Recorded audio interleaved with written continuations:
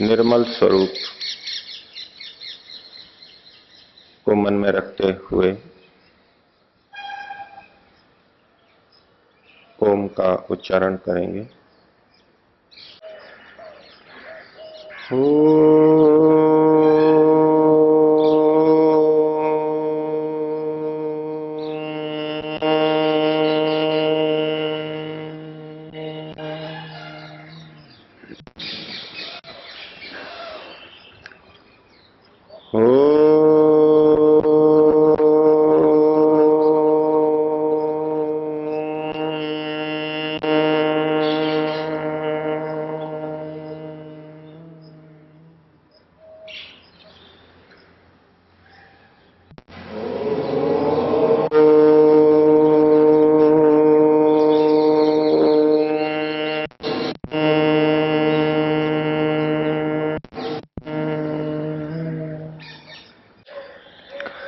समुपस्थित सज्जनों,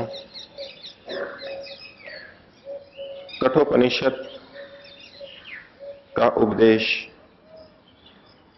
बहुत लंबे समय से चल रहा है। यमाचार्य ने नचिकेता को बहुत सी बातें भिन्न भिन्न दृष्टिकोणों से बताई। अब ये उपदेश समापन की ओर चल रहा है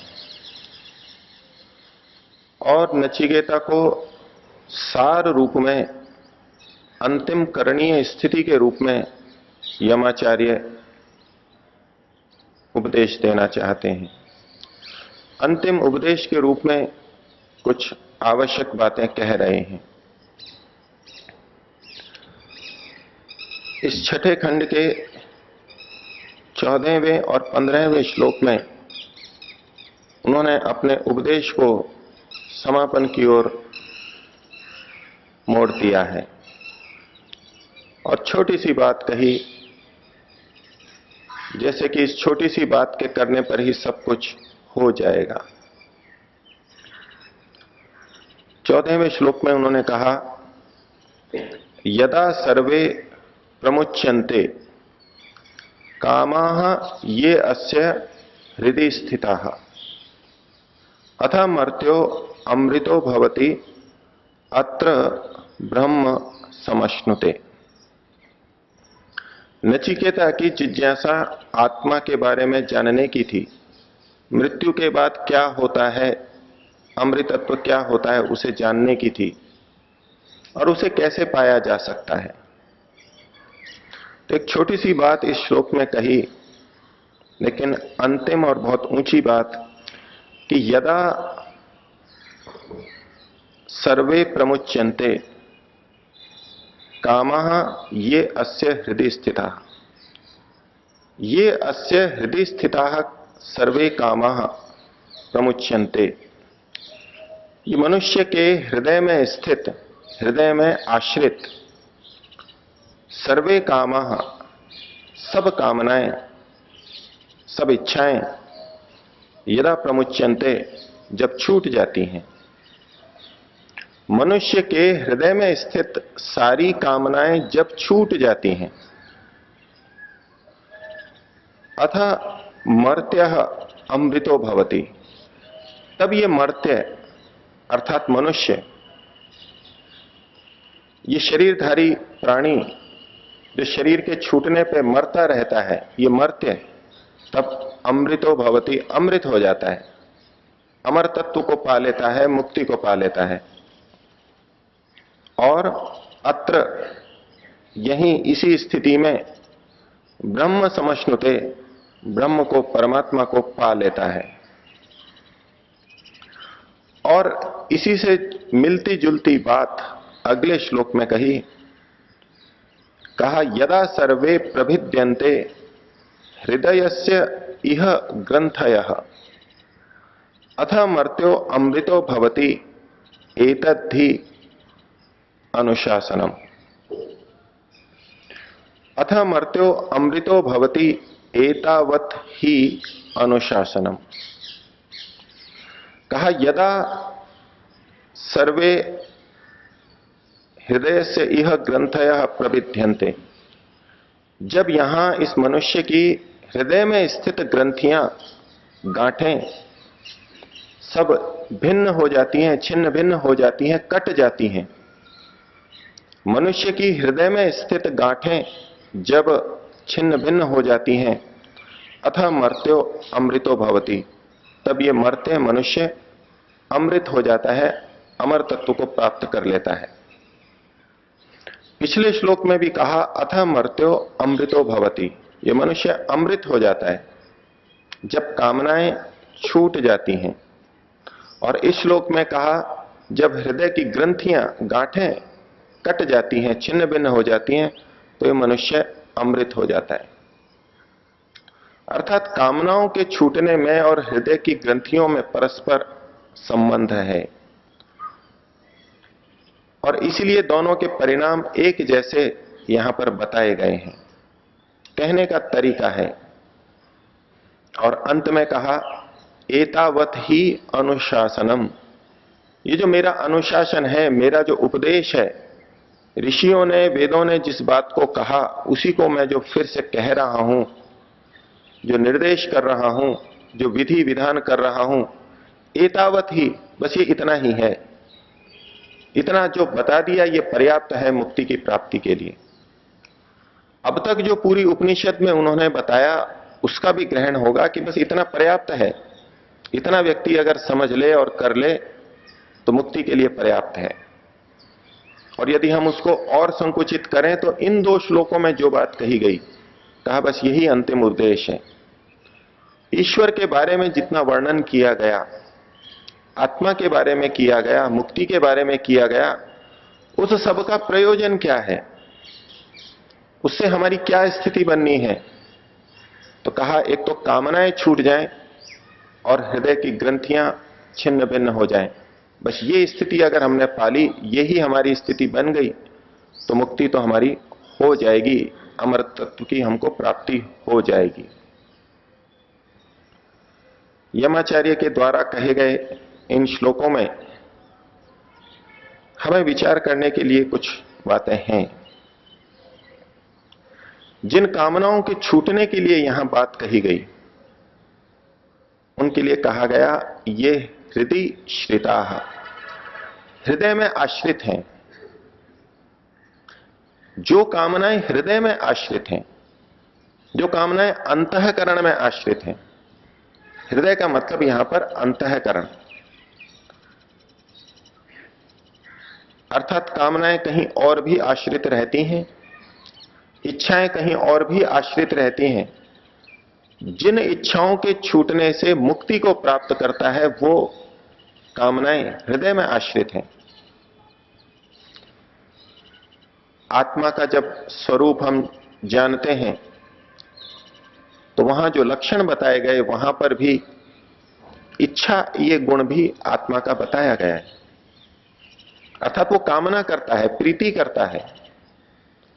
और आत्मा चूंकि नित्य द्रव्य है, नित्य वस्तु है, इसलिए उसके धर्म भी नित्य हैं, उसके अपने हैं, उसके स्वाभाविक हैं। आत्मा के जो स्वाभाविक धर्म है वो कभी आत्मा से छूट ही नहीं सकते और न उनके छूटने के लिए उपदेश हो सकता है। तो फिर किन कामनाओं के छोड़ने की बात कही जा रही है?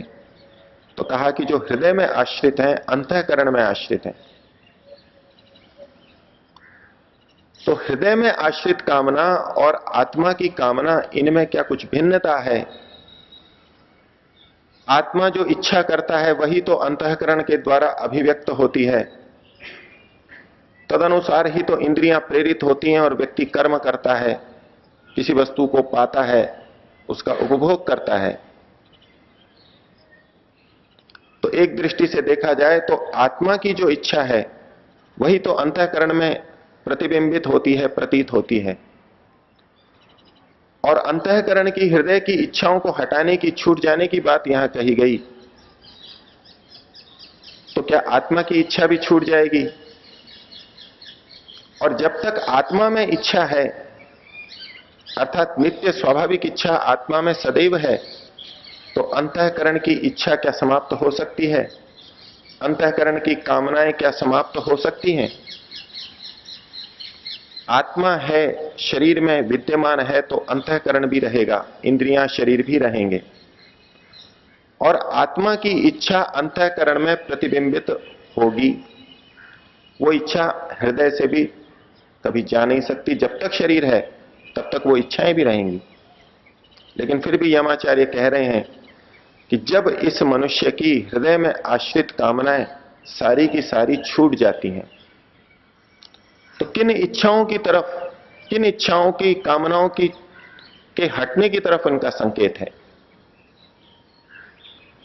और यह भी हमको पता लगेगा कि आत्मा की इच्छा कुछ अलग है और हृदय में स्थित जो कामनाएं बन गई हैं वो कुछ और हैं। आत्मा की जो इच्छा है वो है कि मैं नित्य और शाश्वत सुख को पा सकूं, ऐसे सुख को पा सकूं जिसमें दुख बिल्कुल भी मिश्रित नहीं हो। यह आत्मा की इच्छा है, यह आत्मा की स्वाभाविक इच्छा है, हर आत्मा की यही इच्छा है। लेकिन व्यवहार में हम क्या देखते हैं, अंतःकरण में जो इच्छाएं हैं वो ऐसी ऐसी इच्छाएं हैं जिनको पूरा करके व्यक्ति दुख को पाता है, सुख को भी पाता है, लेकिन उसके साथ साथ दुखों को भी पाता है। तो आत्मा की इच्छा तो शुद्ध सुख को पाने की थी, और अंतःकरण की जो इच्छाएं प्रतीत हो रही हैं हमारे व्यवहार से, जिनका स्पष्ट पता लग रहा है, वो इच्छाएं दुख मिश्रित सुख को देने वाली हैं। तो मन की इच्छा अलग है और आत्मा की इच्छा अलग है। तो मन में ये इच्छाएं कहां से आ गई? क्या मन भी कोई अंदर चेतन चीज है जिसकी अपनी अलग इच्छाएं हैं और आत्मा की अलग इच्छाएं हैं? अनेक व्यक्ति मन को ठीक न समझने के कारण ये कहते भी हैं, ये मेरी अपनी इच्छा नहीं है, मन की इच्छा है। मन में इच्छाएं पैदा होती रहती हैं, मैं नहीं चाहता, मन ऐसा चाह रहा है इसलिए ऐसा हो रहा है। वो कुछ भेद भी करते हैं।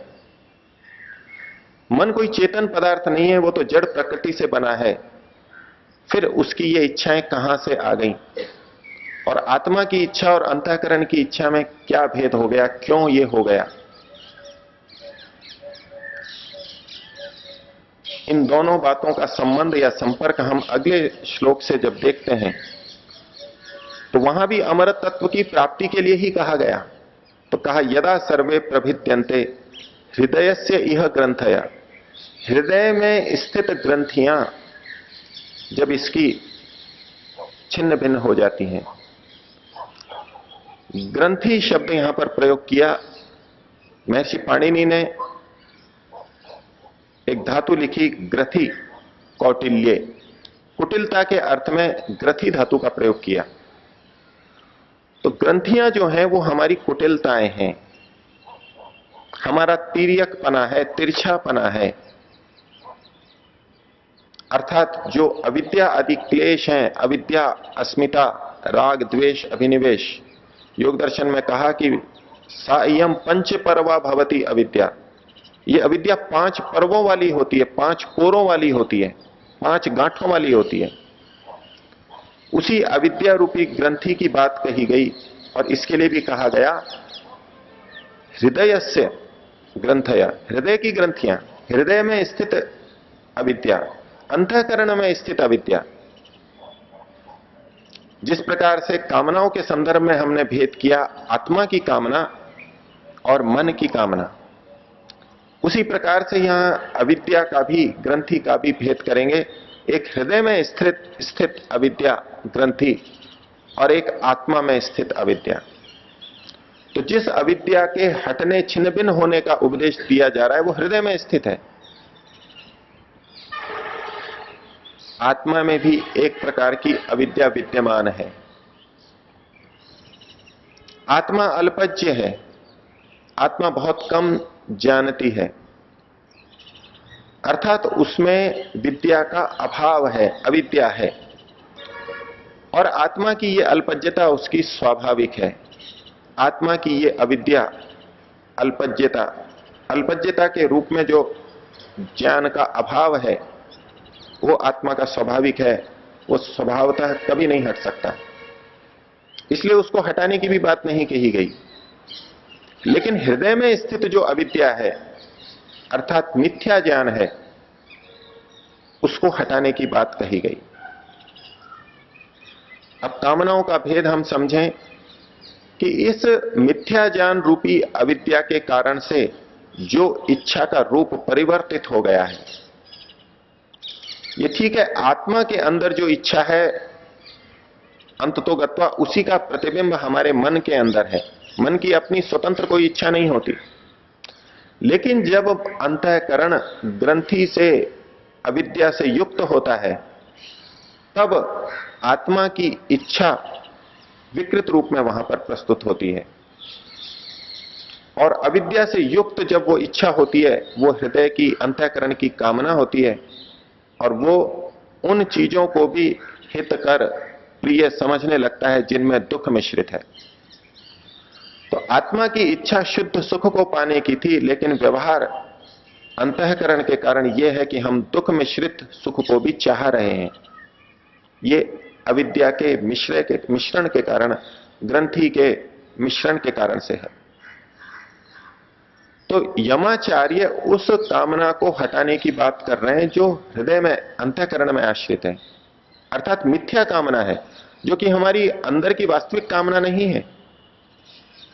और उस मिथ्या ज्ञान को हटाने की बात कर रहे हैं जो अंतःकरण में आश्रित है। आत्मा के अंदर वो मिथ्या ज्ञान नहीं होता। और जिस समय मन की ये मिथ्या कामनाएं हट जाएंगी, अंतःकरण की मिथ्या कामनाएं हट जाएंगी, तब अंतःकरण में शुद्ध कामना पैदा होगी। जो कामना आत्मा की है वही कामना अंतःकरण में शुद्ध रूप में विद्यमान होगी, और तब व्यक्ति मुक्ति को प्राप्त करेगा।